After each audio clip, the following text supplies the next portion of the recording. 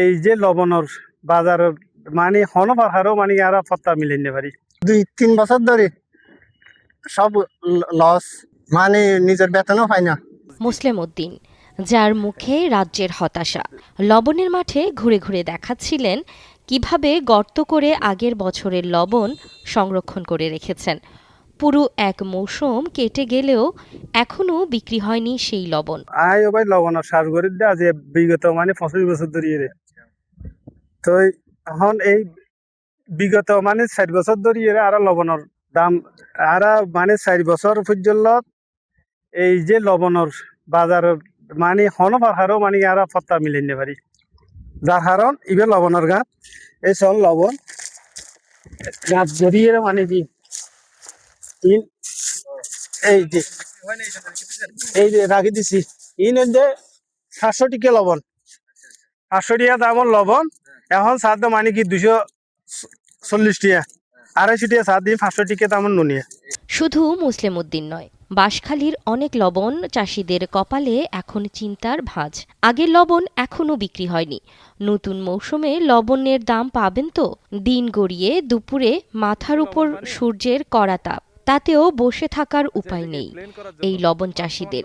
পরিবারের সদস্যরাই নয়, দৈনিক মজুরিতে শ্রমিক রেখে সকাল থেকে সন্ধ্যা পর্যন্ত চলে লবণ উৎপাদনের এই কর্মযজ্ঞ। আমি লবণ চাষ করছি বর্তমানে 25 বছর। লবণের অবস্থা হচ্ছে আজকে 2-3 বছর পর্যন্ত আমাদের কোনো লাভ হয়নি, মানে লসে করছি আর কি। আজকে 15 বছর ধরে আমি লবণের চাষ করছি। লবণের চাষ করার পরে আজ বিগত 2-3 বছর ধরে সব লস, মানে নিজের বেতনও পাই না। তবে লবণের পাইকার ব্যবসায়ীরা বলছেন বাজারে লবণের দাম কম, তাই চাষিদের কাছ থেকেও তারা বেশি দামে কিনতে পারছেন না। চট্টগ্রাম হচ্ছে বেশিরভাগ লবণের উপর নির্ভরশীল, যার কারণে এই লবণ শিল্পকে টিকে রাখার জন্য সরকারকে যথাযথ উদ্যোগ নিতে হবে।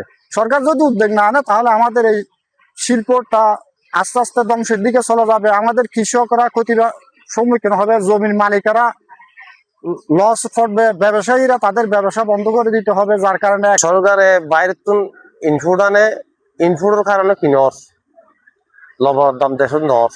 বাইরের ইনপুট যদি সে বন্ধ হইলে লবণ চাষির উপকার হবে, বেশি উপকার হবে। লবণ চাষ করে গরিব, অর্থাৎ একদম গরিব চাষিয়ল, তারা এখন নিশ্চয় কিছু নাই, লস দিতে দিতে তারা শেষ।